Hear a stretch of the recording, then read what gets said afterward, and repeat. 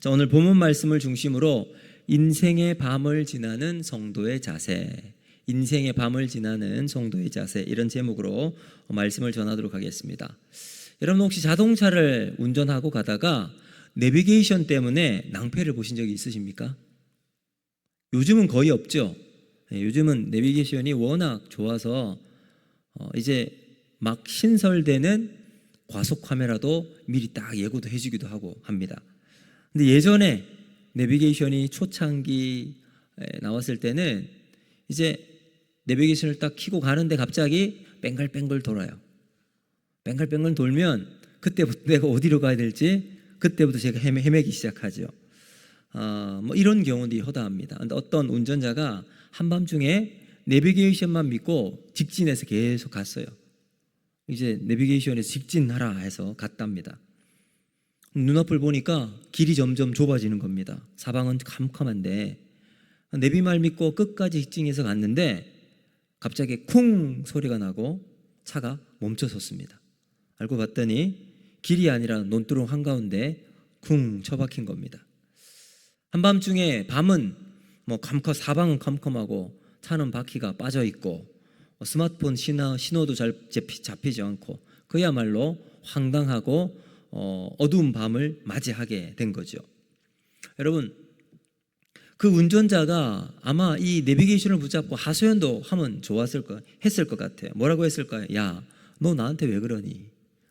그러면서 막 내비게이션, 그래도 아무 소용이 없겠지만 그래도 내비게이션 붙들고 하소연하지 않았을까 싶습니다.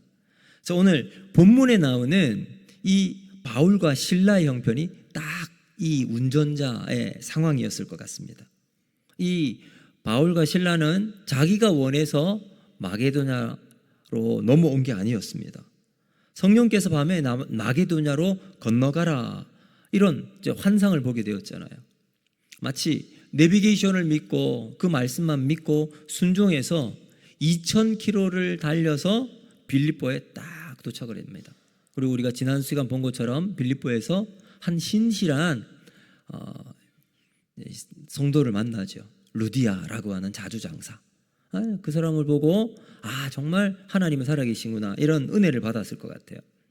근데 그리고 난 다음 오늘 본문을 보면 한 귀신 들린 여종이 성경에 등장합니다. 근데 이 귀신 들린 여종을 바울이 어떻게 하냐면 고쳐줍니다.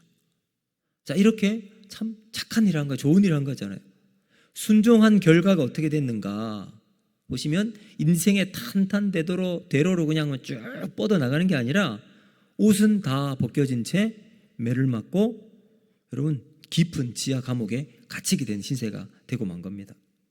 사방이 벽으로 캄캄하게 막혀있는 감옥이라는 한밤중으로 들어가고 말았던 겁니다. 그럼 세상의 눈으로 보면 희망이 전혀 없는 완전히 끊어져 버린 인생이죠. 그런데 성경은 바로 그 절망의 한복판에서 기적의 역전이 일어나고 있음을 우리에게 보여주고 있습니다. 저는 오늘 이 사건을 통해서 인생의 한밤중을 통과하고 있는 우리에게 주시는 세 가지 영적 교훈을 살펴보면서 세상에 줄 수 없는 참된 희망을 발견하는 우리 모두가 되기를 바랍니다. 첫 번째, 소망은 뭔가? 바로 인간의 가치를 바르게 이해해야 한다라는 겁니다. 자, 여러분 오늘 16절 말씀을 한번 읽어볼까요? 16절 같이 한번 읽어보겠습니다. 시작. 우리가 기도하는 곳에 가다가 점치는 귀신 들린 여종 하나를 만나니 점으로 그 주인들에게 큰 이익을 주는 자라. 아멘. 여러분 여기 보면 이제 사람이 등장합니다. 귀신 들린 여종 하나가 등장하죠. 귀신 들린 여종 하나는 영어를 보면 a slave girl이라고 단수로 되어 있어요. 한 사람이에요. 그 다음 이 귀신 들린 여종을 다스리는 주인이 있어요. 여기 보면 어떻게 되어 있냐면 그 주인들이라고 하면서 owners에서 복수로 되어 있습니다. 여러분 신기하지 않습니까? 보통 종은 한 명의 돈 많은 주인이 여러 명의 노예를 이렇게 자기 종으로 부릴 수 있잖아요. 근데 이건 좀 이상해요. 종은 한 명인데 주인이 여러 명이에요. 이게 좀 이해가 되십니까? 안 되죠. 자, 여러분 로마 시대 때 로마시 안에 인구가 약 한 600만 명 정도 되었다고 합니다. 근데 그 중에 노예가 얼마나 되냐면 200만 명이에요. 이 말은 로마 인구의 3분의 1, 그러니까 뭐 30%에서 40% 정도는 노예에 있습니다. 그러니까 로마시는 노예가 없으면 굴러가지 않는 도시예요. 빌립보도 마찬가지예요. 작은 로마라고 불렸던 이 빌립보는 이제 워낙 도시의 인프라나 살기 좋은 곳이기 때문에 로마 이제 군인으로 다 봉사하다가 이제 퇴역을 하잖아요. 은퇴를 하잖아요. 그러면 은퇴 군인들이 거주하는 도시로 이 빌립보에 많이 거주했습니다. 자, 은퇴한 군인들 이제 퇴직금도 받고 이제 돈이 있잖아요. 자기가 먹고 살 것도 있어야 돼. 그래서 농장을 하거나 상업을 경영하기 위해서는 수많은 노예들을 거느리는 전형적인 노예 기반 사회가 바로 이 빌립보였습니다. 자, 근데 여러분 노예라고 다 같은 노예가 아니에요. 광산이나 대농장에서 일하는 하급 노예가 있는가 하면 여러분 의사, 교사, 회계사 뭐 이런 사람들 전문직이잖아요. 이 사람들도 노예였습니다. 그리고 오늘 본문에 나오는 이 여종처럼 점치는 예언가는 지식과 능력을 갖춘 아주 최고급 노예였어요. 그러니까 그 당시 노예들이 제가 이제 쭉 살펴보니까 한 500데나리온에서 2000데나리온, 한 데나리온이 하루 품삯이니까 1년치 혹은 2000데나리온이면 얼마나 됩니까? 2000데나리온이면 약 한 4천, 이게 한 4, 5년치 될 거 아닙니까? 그 정도 연봉을 지불해야 되는 그 정도의 가게. 근데 점치는 이 종은 특별히 고부가 최고급 노예였습니다. 그러니까 오늘 본문이 약간 이해가 되죠. 한 명의 노예를 다수의 주인이 공동 출자해서 투자를 한 거예요. 신기하죠? 한 명의 노예를 여러 명의 주인이 공동 출자해서 거기서 나오는 수익금을 가지고 분배를 하는 거예요. 마치 이제 요즘 삼성이나 하이닉스 주식처럼 고효율의 배당금을 받을 수 있는 그러한 이제 구조가 되니까 여러 명의 주인이 한 명의 노예를 이렇게 이제 공동 출자한 거겠죠. 자, 그렇다면 이들 주인들은 귀신 들려 있는 그 여인의 영혼에 관심이 있을까요, 없을까요? 없어요. 뭐에 관심이 있을까요? 내가 투자한 만큼 돈을 많이 회수하고 이익을 받아들일 수 있는가? 이익을 거둬들일 수 있는가? 여기에 초점이 있겠죠. 오직 그 여인을 통해서 내 주머니에 들어올 이익과 재물에 거기에만 관심이 있었을 겁니다. 그래서 이 주인들에게 그 요정은 존엄한 인간이 아니에요. 자신의 이익을 채워줄 수단에 불과했습니다. 자, 여러분, 지금 로마 시대 상황과 지금 시대를 비교할 수는 없지만, 자, 이걸 우리에게 적용을 해본다면, 우리가 사는 사회가 이토록 불안하고 고통스러운 근본적인 원인이 바로 여기에 있다고 저는 생각이 납니다. 왜 그럴까요? 우리가 똑같은 이제 사람을 만나고 또 이렇게 이제 교제를 하는데 타인을 배려하고 사람을 사랑의 대상으로 보지 않고 나의 이익과 내 목적을 이룰 수단과 방법으로만 그 사람을 접근하게 된다면 여러분 지금 이 주인들이 여종을 바라보는 모습과 똑같은 현상이 일어날 겁니다. 근데 여기에 한 사람 바울이 등장하죠. 예수의 사람 바울은 달랐습니다. 그 여인을 수단으로 보지 않고요, 그저 정말 예수님이 필요한 목마른 영혼으로 보았기에 그 여인에게 다가갑니다. 그리고는 그 여인에게 있는 귀신을 쫓아 예수의 이름으로 떠나가게 합니다. 여러분, 인간의 근본적인 목마름과 영혼의 가치는 오직 우리 주 예수님만이 해결해 주실 수 있을 줄로 믿습니다. 여러분, 그러므로 우리는 한 영혼의 가치는 성령을 받은 자만이 인간의 가치를 바르게 이해할 수 있게 됩니다. 여러분, 성령은요 사람을 수단화하지 않습니다. 내 이용 가치, 내 이익을 만드는 수단으로 보지 않습니다. 뭐라 볼까요? 한 영혼을 하나님이 지으신 하나님의 자녀의 가치로 바라보게 되죠. 사람을 돈으로 보지 않고 한 영혼으로 바라보는 바른 가치관이 정립되어질 때 우리 안에 진정한 사회가 평안해지고 좋은 또 평화와 존중이 이루어지는 사회가 됩니다. 여러분, 가정도 마찬가지고 우리 교회도 마찬가지일 겁니다. 우리의 지위나 내가 살고 있는 집, 내가 얼마나 돈을 가지고 있고 내가 어느 위치에 있는가, 이게 중요한 게 아니죠. 한 영혼으로 한 사람 한 사람 바라볼 때 그때 진정한 하나님 나라가 우리 가운데 이루어지게 된다는 겁니다. 그러므로 오늘 우리는 다시 한번 한 사람을 바라볼 때 우리 하나님의 사랑으로 영혼으로 바라보는 우리 모두가 되기를 주님 여러분 축복합니다. 또 두 번째는 뭐냐면 군중 심리를 철저하게 경계해야 한다라는 겁니다. 자, 여러분, 이런 일이 있는데 바울이 한 여종을 고쳐줍니다. 근데 주인들이 가만 안 있죠. 그래서 이제 사람들을 이 바울과 실라를 데리고 이제 큰 광장에 가서 막 이야기를 해요. 근데 여러분, 여기에서 놀라운 것은요, 22절을 보면 이렇게 이야기해요. 22절은 무리가 일제 일어나 고발했다. 여기 무리는 누굴까요? 빌립보에 있는 시민들이에요. 시민들이 일어나서 바울과 실라를 고발한 거예요. 자, 여러분, 원래 고발은 누가 해야 될까요? 그 여인의 주인들이 고발하는 게 맞죠. 근데 왜 빌립보 사람들은 자기와 상관없는 이 일에 바울과 실라를 고발했을까요? 그 이유가 이제 20절과 21절에 자세하게 나옵니다. 자, 20절과 21절 우리 같이 한번 읽어보겠습니다. 20절, 21절 시작. 상관들 앞에 데리고 가서 말하되 이 사람들이 유대인인데 우리 성을 심히 요란하게 하여 로마 사람인 우리도 받지도 못하고 행하지도 못할 풍습을 전한다고 하거늘. 자, 뭐라고 합니까?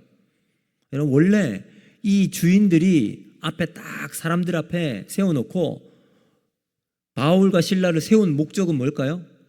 자기의 돈줄이 끊겼기 때문에 그게 막 못마땅해서 세운 거예요. 근데 뭐라고 선동을 하냐면 로마 사람인 우리가 받지도 못하고 행하지도 못할 아주 못된 풍습을 전하고 있다. 그래서 성을 요란하게 만든다라고 사람들을 선동하는 거예요. 그러니까 그 빌립보 사람들이, 여러분, 이 빌립보 사람들은 누가 많이 있다고 그랬습니까? 퇴역 군인들, 은퇴한 군인들이 여기 많이 있어요. 그러니까 로마에 대한 충성심, 민족 감정과 이 애국심을 자극해서 여론을 막 그렇게 호도하면서 선동하고 있는 거예요. 그래서 빌립보 사람들이 바울과 실라를 고발하고 있는 겁니다. 여러분, 이 모습이 마치 여러분 지금 우리 정치계나 어떤 종교계에 극우라고 하는 사람들, 극좌라고 하는 사람들의 모습과 너무나도 비슷하죠. 근데 사실 여러분, 이 바울 선교팀에는 바울과 실라만 있지 않아요. 누구 있었습니까? 우리가 지난주 본 것처럼 바울이 선교하러 가는 길에 디모데를 만났어요. 그리고 거기에 여기 이 사도행전을 기록한 누가도 한 팀으로 같이 이제 팀 사역을 하고 있었어요. 근데 여기 누구만 고소를 했어요? 바울과 실라만 고소를 했어요. 왜요? 여기 디모데랑 이제 누가는 유대인이 아니에요. 헬라인 피가 섞여 있는 사람. 그러니까 자기와 비슷한 사람들이에요. 이 빌립보 사람들에게 볼 때는. 그래서 이 여종의 주인이 바울과 실라라고 하는 유대인을 콕 집어서 저 유대인이 우리 사회를 요동하게 한다라고 이야기를 한 거예요. 자, 여러분, 이게 아주 교묘하죠. 그럼 이 방법이 바로 사탄이 우리를 그렇게 이제 하고 있는 겁니다. 한 방식이에요. 여러분, 오늘날 세상을 움직이는 단어 중에 하나가 집단지성이라고 합니다. 여러분, 집단지성이 뭐냐면, 지성은 우리가 이제 그 공부를 많이 하거나 지식이 많은 것을 지성이라고 말하죠. 근데 집단지성은 뭐냐면 다수의 의견이 막 사람들이 이것도 이야기하고 저것도 이야기하고 해서 결론을 도출하면 그게 집단지성이 되어서 공동체를 좀 더 좋은 방향으로 이끌어 나간다라고 하는 원리입니다. 그러니까 다수결의 원리에 따라서 움직이는 그런 이제 원리를 이제 집단지성의 원리라고 말할 수가 있겠죠. 근데 문제는 뭐냐면 그 다수의 의견이 항상 진리가 아닐 수 있다는 겁니다. 여러분, 재미있는 이야기를 한번 해드릴게요. 제가 전에 서울에서 사역을 하고 있었을 때 이제 담임 목사님이 계셨고, 그리고 이제 부교육자들과 같이 이제 식사를 하고 있었습니다. 근데 마침 이제 그 목사님께서 미국에서 있다가 이제 교회를 오셨는데 아들들이 미국에서 있었어요. 한 아이는 아들은 의사였고요. 한 아들은 이제 변호사였습니다. 이제 의사를 하고 있는 아들이 이제 온 거예요. 그래서 우리 교육자들하고 같이 식사를 하고 있는데 한 목사님이 이렇게 질문을 한 겁니다. 아니, 열이 많이 나면 뇌가 녹는다고 하는데 진짠가 물어본 거예요. 이제 그렇게 이제 뭐 이야기를 하려고 하는데 거기에 서울대 출신의 아주 해박한 지식을 가지고 있는 강도사님이 한 명이 있었습니다. 이 강도사님이 이렇게 얘기하는 거예요. 뇌는 단백질이기 때문에 열을 받으면 계란처럼 딱딱하게 굳습니다. 아주 확신해져서 이렇게 대답을 한 거예요. 주변에 있던 교육자들이 그렇게 말하니까 그런가 보다 했어요. 왜요? 서울대 출신이니까. 그 말이 맞겠다 생각을 한 거예요. 정말 맞다고 고개를 끄덕끄덕하고 있었는데, 근데 제가 아까 말했잖아요. 그 목사님 아들이 의사인데 뇌 전문가예요. 그 목사님 아들이 딱 한마디 합니다. 뇌는 단백질이 아닙니다. 뇌의 80%는 물로 구성이 되어 있고 나머지는 지질과 단백질 등으로 구성이 되어 있어서 계란처럼 굳지 않는다라고 이야기를 한 거예요. 그럼 아무리 똑똑한 사람이 이렇게 이제 사람들을 다 이렇게 이제 만들어서 의견을 내놓고 거기에 딱 모든 사람들이 맞다 해서 그러면 그게 진리처럼 만들어 나갈 수 있지만, 알고 보니까 바른 지식을 가진 한 사람이 그 말 한마디가 다수의 의견보다 훨씬 더 진짜를 말할 때가 많이 있다는 거죠. 그럼 이와 같이 군중 심리는 이와 같은 맹점을 가지고 있다는 것을 우리는 기억해야 합니다. 여러분, 오늘 우리의 신앙도 마찬가지입니다. 수많은 무리가 예수의 소문을 듣고 병을 고치고자 몰려왔을 때 우리 예수님은 그 군중의 소리에 취하지 않습니다. 오히려 그들을 피해서 어떻게 하시죠? 한적한 곳에 가세요. 한적한 곳에 가서 기도하십니다. 하나님 아버지의 음성을 들으며 귀 기울이시는 예수님. 자, 누가복음 5장 15절과 16절 말씀이요. 같이 한번 읽어보겠습니다. 시작. 퍼짐에 수많은 무리가 말씀도 듣고 자기 병도 고침을 받고자 하여 모여오되 예수는 물러가사 한적한 곳에서 기도하시니라. 아멘. 여러분, 예수님께서 왜 한적한 곳으로 가셨을까요? 세상의 여론, 세상의 소리, 다수의 소리, 군중의 협박, 여러분 여기에 흔들리지 않겠다는 겁니다. 여러분, 군중의 소리는 다 지우고 홀로 한적한 곳에 가서 하나님의 소리를 듣고자 하는 우리 예수님처럼 우리도 한밤중에 하나님의 음성을 듣고 그 음성 앞에 무릎 꿇는, 여러분 그 길을 걸어가는 우리가 되어야 할 줄로 믿습니다. 여러분, 그 길이 우리를 믿음으로 승리할 수 있는 길이 된다는 거죠. 마지막 세 번째, 그것은 바로 기도와 찬송만이 우리의 유일한 희망입니다 라는 거예요. 여러분 믿으십니까? 여러분, 기도와 찬송만이 우리의 희망이 됩니다. 자, 세상의 구조를 한번 보세요. 참 묘해요. 죄가 없으신 예수님은 죽여요. 근데 흉악한 죄인 바라바는 풀어줍니다. 그리고 오늘 본문을 보면 바울과 실라가 이렇게 이제 귀신 들린 여종을 고쳐주었다는 죄 때문에 깊은 감옥에 갇히게 되죠. 선을 행하고도 감옥에 갇힌 바울의 처지가 딱 이와 같아요. 여러분, 우리가 거룩한 삶을 살아가고 믿음으로 살아가는 우리는 어쩌면 세상을 살아갈 때 이와 같은 불합리한 경우를 마주칠 때가 있습니다. 근데 여러분, 우리가 이렇게 이제 질문을 할 수 있겠죠. 하나님은 왜 성도들에게 이런 고난과 부조리한 환경을 허락하실까라는 겁니다. 왜 그러실까요, 하나님은? 그것은 바로 우리가 걸어가야 할 사명 때문입니다. 그럼 마태복음 10장을 보시면 우리 주님께서 이제 제자들을 파송하세요. 그리고 이렇게 말씀하세요. 양을 이리 가운데 보냄과 같도다. 여러분, 세상에 미움받고 총독과 임금들 앞에 끌려가고 채찍질을 당한다 할지라도 예수님께서 말씀하세요. 염려하지 말라. 두려워 말라. 왜요? 그 자리가 바로 이방인들에게 복음을 전하는 사명의 자리가 되기 때문입니다. 여러분, 끝까지 견디는 자는 구원을 얻겠다라고 마태복음 10장 22절에 이렇게 말씀하세요. 우리 같이 한번 읽어보겠습니다. 시작.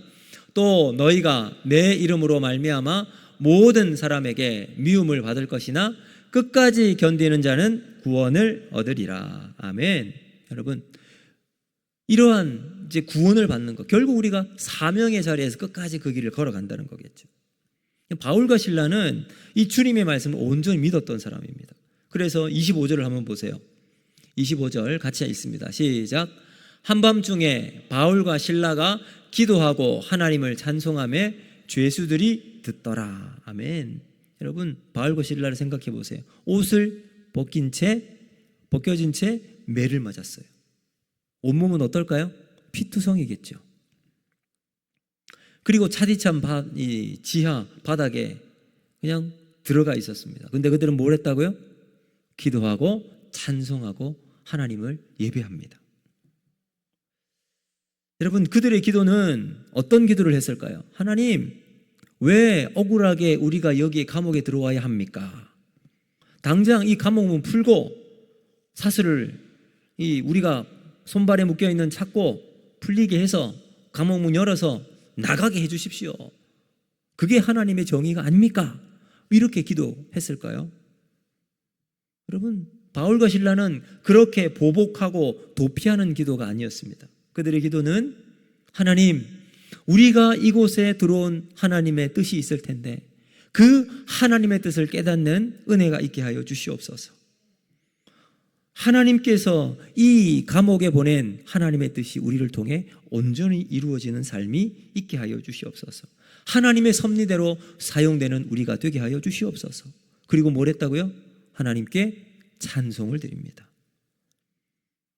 여러분, 이제 그리고 나면 이제 다음 주에 살펴볼 텐데 그들이 기도하고 찬송했더니 어떤 일이 벌어집니까? 빌립보 감옥문이 다 열려요. 그런데 그 다음 바울과 실라는 감옥에서 나가지 않습니다. 탈옥하지 않습니다. 왜요? 거기에 지키고 있던 한 사람의 간수 위해서. 한 가정과 한 영혼을 구원하기 위한 그 사명을 온전히 감당해내고 있는 겁니다. 우리도 마찬가지 아닙니까? 인생의 한밤중 모두가 끝났다고 하는 절망의 한복판에도 하나님을 향한 사명의 원칙을 붙들고 우리가 해야 할 건 뭘까요? 원망이나 이런 내 환경에 대한 불평이 아니라 기도와 찬송을 시작함으로 하나님을 붙들고, 여러분, 그 기도 앞에 우리는 환경이 무너지는 것 속에서 우리를 붙잡으시는 하나님을 발견하고 무너지지 않는 하늘의 희망이 우리 가운데 생기는 것을 증거하는 삶이 저와 여러분의 사명이 되어야 할 줄로 믿습니다.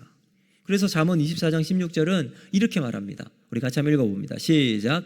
대저 의인은 7번 넘어질지라도 다시 일어나려니와 악인은 재앙으로 말미암아 엎드러지느니라. 아멘. 여러분, 그러므로 여러분, 우리가 한밤중에 하나님 앞에 기도와 찬송을 부를 수 있는 사람은 행복한 사람인 줄로 믿습니다.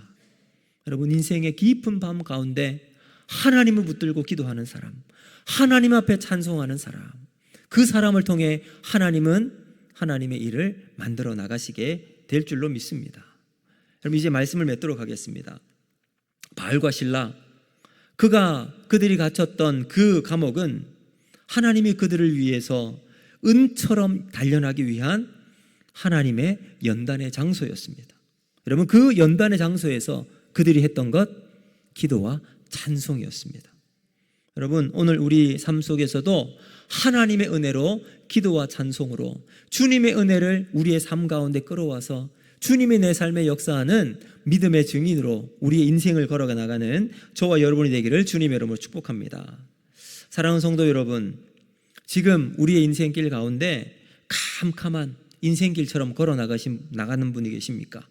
경제적인 어려움, 또 관계적인 어려움, 건강의 위기 속에서 인생의 가장 어두운 길을 걸어 나가시는 분이 계시다면 오늘 그 하나님께서 우리를 통해 하나님이 빚어나가실 하나님의 그 은혜를 붙잡고 우리가 그 길을 통해 하나님의 뜻을 펼쳐나가는 여러분 그러한 인생이 되기를 주님의 이름으로 축복합니다.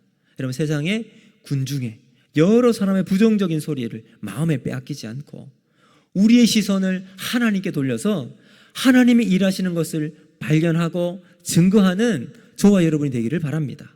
여러분, 우리 교회가 그런 교회가 되었으면 좋겠어요. 사람들의 소리, 여러분 막 주장 이런 아니에요. 우리는 오직 하나님 바라보고 믿음으로 하나님 앞에 기도하고 찬송하며 이 환경, 가장 어두운 한밤중 지하 감옥의 그 속에서 찬송의 역사가 일어나게 될 때 역전의 은혜를 베푸실 하나님을 소망하며 살아가는 우리 교회가 되기를 주님의 이름으로 축복합니다. 여러분, 그래서 절망의 사실이 끊어지고 옥문이 열리고 한 영혼이 주님께 돌아오는 놀라운 기적의 역사가 여러분의 삶 가운데, 여러분의 가정 가운데, 우리 교회 가운데 일어나기를 주님의 이름으로 축복합니다. 아멘. 여러분, 이 시간 이 말씀 기억하면서